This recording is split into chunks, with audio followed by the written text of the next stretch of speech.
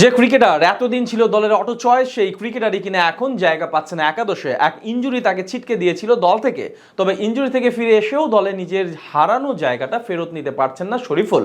সাম্প্রতিক সময়ে টাইগার বোলিংয়ের নেতৃত্ব দেয়া শরীফুলের বদলে তবে কার জায়গা নিশ্চিত হচ্ছে টাইগার দলে, সেটাই জেনে নেব রিপোর্টে। সাম্প্রতিক সময়ে টাইগার ক্রিকেটের বেশ আলোচিত এক নাম শরীফুল ইসলাম। যুব বিশ্বকাপ জয়ী এই বাঁহাতি পেসার এখন দেশের বোলিং ইউনিটের এক অন্যতম কর্ণধার। তার বাঁহাতি বোলিং জাদুতে তিনি বিমোহিত করেছেন সবাইকে। দেশের ক্রিকেটের পেস বোলিংয়ে যেই আগ্রাসনের কমতি ছিল সেটা নিয়ে এসেছেন এই পঞ্চগড় এক্সপ্রেস।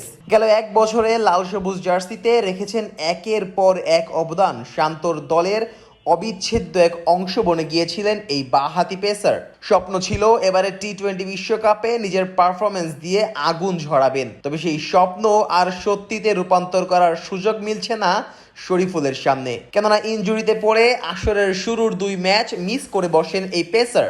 ভারতের বিপক্ষে প্রস্তুতি ম্যাচে কপাল পুড়ে যায় শরীফুলের। বলের আঘাতে হাত কেটে গেলে সেলাইয়ের দরকার পড়ে। প্রথম 2 ম্যাচ মিস করেই যেন বিশ্বকাপ খেলার আশা ধূলিসাৎ হয়ে গেছে শরীফুলের। কেননা তার পরিবর্তে একাদশে এসে তানজিম সাকিব যা করে দেখিয়েছেন তার রীতিমতো অবিশ্বাস্য। তাসকিন মোস্তাফিজকে সাথে নিয়ে গড়েছেন একের পর এক অনন্য কীর্তি। 4 ম্যাচে ইতিমধ্যেই তুলে ফেলেছেন 9টি উইকেট। সর্বোচ্চ উইকেট শিকারীর তালিকায় টাইগারদের মধ্যে আছেন সবার উপরে। আর 20 দলের হিসেব করলে সাকিবের অবস্থান যৌথভাবে 2 নম্বরে। উইকেট তোলার পাশাপাশি তার 4.80 ইকোনমিটা নজরে এসেছে সবার। সাথে আবার ডট বলের হিড়িক তো আছেই। মাত্র 90টি বল করা সাকিব ডট দিয়েছেন 61টি বল, যা এবারের আসরে তৃতীয় সর্বোচ্চ।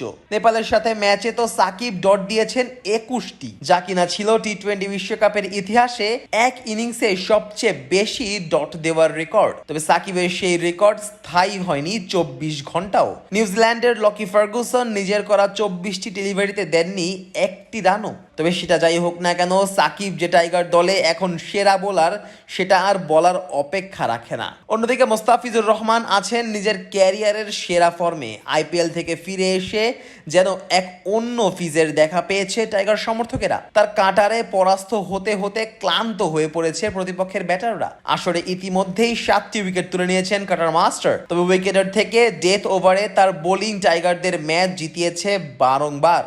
শেষ দিকে এতটাই সফল ছিলেন ফিজ যে 16 থেকে 20 ওভারের মধ্যে তার ইকোনমি মাত্র 1.67। এই সময়ে 6 ওভার বল করে কাটার মাস্টার রান দিয়েছেন মোটে 10।